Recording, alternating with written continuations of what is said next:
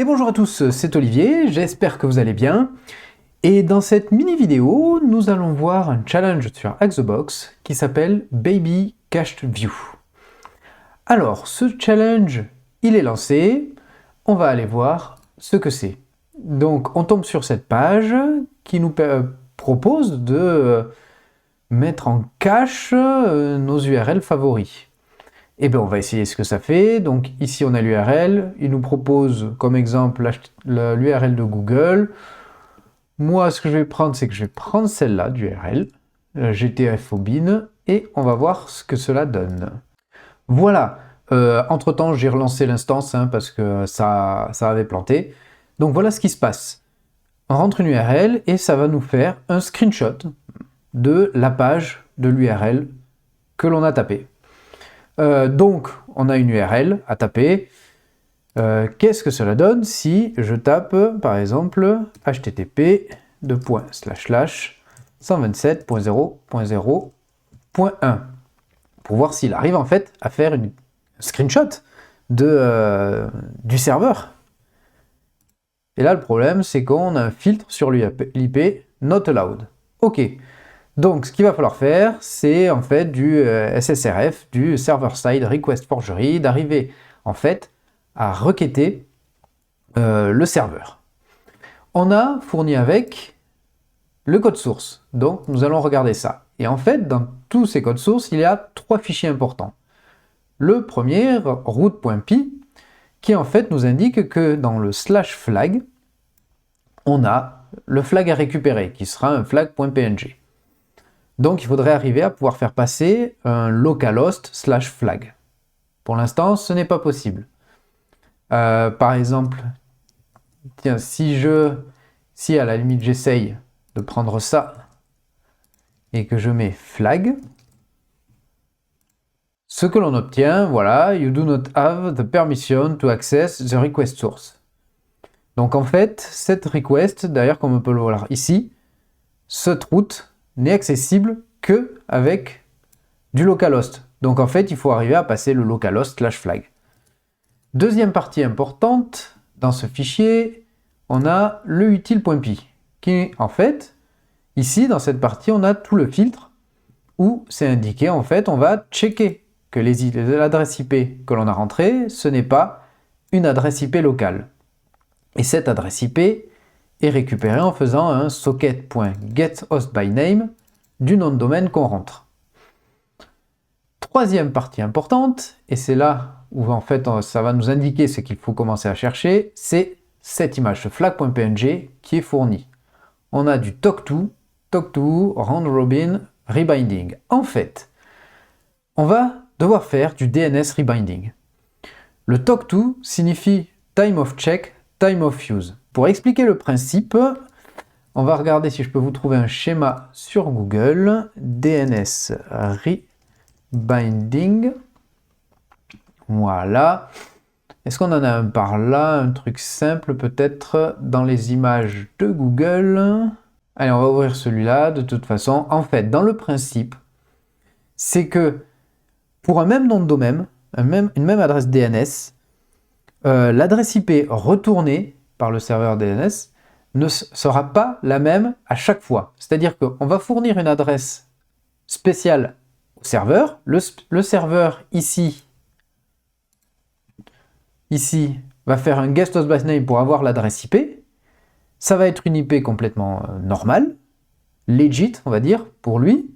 Donc ça va passer ce check. Et après, plus tard, quand il va falloir qu'il fasse le screenshot, comme en fait il va redemander quelle est l'adresse IP derrière, le serveur DNS va lui renvoyer, en fait c'est 127.0.0.1. Donc on passe le check. Pourquoi ce serveur aurait besoin en fait de redemander l'IP? Parce qu'en fait les services qu'on va utiliser, c'est un TTL, un time to leave, très court. C'est-à-dire qu'au moment où le serveur va le réutiliser, lui en mémoire, il y a marqué que en fait c'est expiré, l'adresse IP qu'il a n'est plus valide, il faut qu'il la redemande. Pour cela, alors première étape, on peut essayer de taper DNS rebinding, voilà, et on tombe sur différents services. Alors ici, on a le service RBNDR. Donc si je le cherche,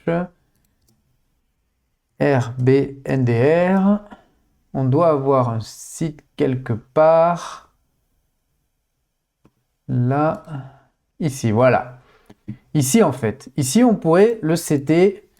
On va pas utiliser celui-là, je vais vous expliquer pourquoi, mais ici, on peut lui dire, à la première fois où tu interroges le site, on va lui mettre une adresse normale. Deuxième fois où tu interroges le site, ce sera, que tu interroges le DNS, ce sera 127.0.0.1. Le problème ici, c'est qu'on n'a pas la main sur le temps, en fait, qu'on laisse au serveur DNS de retourner le 127.0.0.1 avant de retourner l'adresse normale. C'est un peu compliqué, voilà. Et donc, en fait, après quelques recherches, je suis tombé sur un autre site en tapant RF cheat sheet, voilà, sur ce site-là.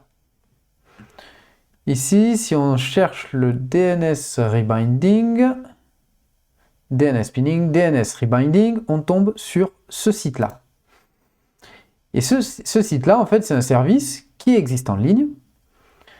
Et on va former nous-mêmes notre URL que l'on va donner au site. De la façon suivante, ici, make première IP, une adresse IP qui va nous permettre de bypass le check, rebind, la deuxième IP 127.0.0.1. Gros avantage de ce service, c'est que si on regarde plus bas, on peut utiliser un rebind for pour lui donner un intervalle. On va d'ailleurs, tiens, on va prendre ça, on va se la fabriquer ici. Donc, première IP, on va prendre celle de GTFO. Donc, pour l'avoir, il suffit de faire un petit ping de ce service, de cette URL. Voilà, on va prendre cette IP.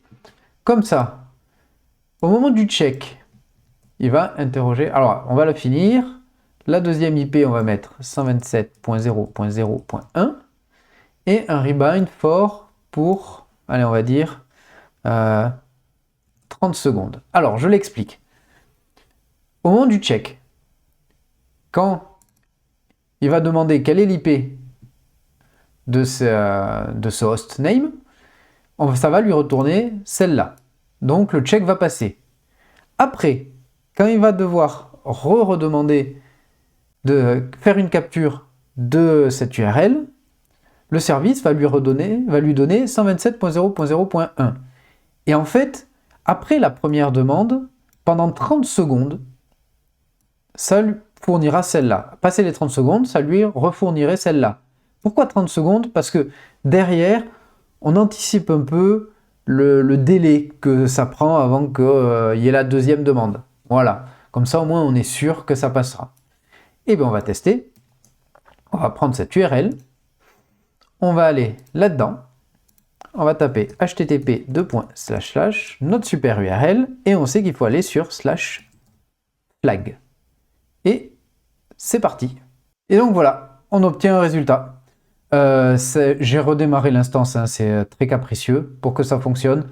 Voilà, et donc ici, on obtient l'image le flag.png récupéré directement du serveur. Voilà, j'espère que ça vous a plu et je vous dis à très bientôt. Tchuss!